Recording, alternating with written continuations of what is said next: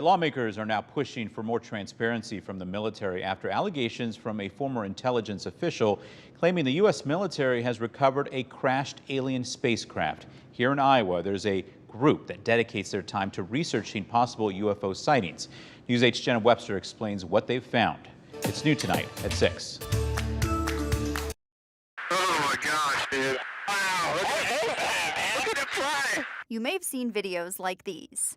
Look at that thing, dude. What look like UFOs captured in video by the U.S. military. They're all going against the wind. The wind's 120 knots from the west. Wednesday on Capitol Hill, a former Air Force intelligence officer testified that he believes the U.S. is concealing unidentified flying objects that crashed. Non-human, and that was the assessment of people with direct knowledge on the program I talked to. My input on that would be borderline skeptic.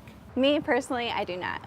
I think it's just a fun conspiracy. I'm convinced that there's something to it. Greg Anderson is the state director for the Iowa chapter of MUFON, an organization that investigates UFO sightings. We get about 40 cases a year. One of those cases, 2015 in Britt, Iowa. There was a full moon eclipse, what they called the blood moon eclipse.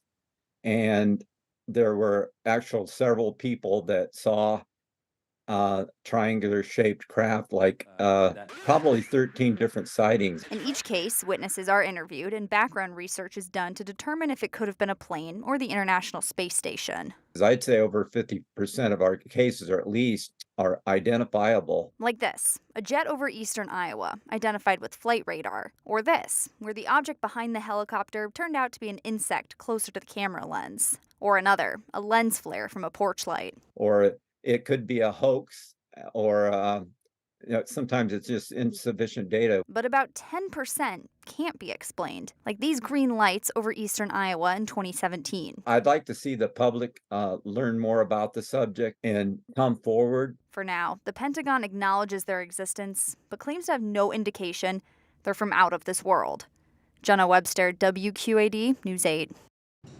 And the Illinois chapter of MUFON has nearly 200 submitted reports over the last year for UFO sightings. The state director says only about 5 to 12% are identified as unknown.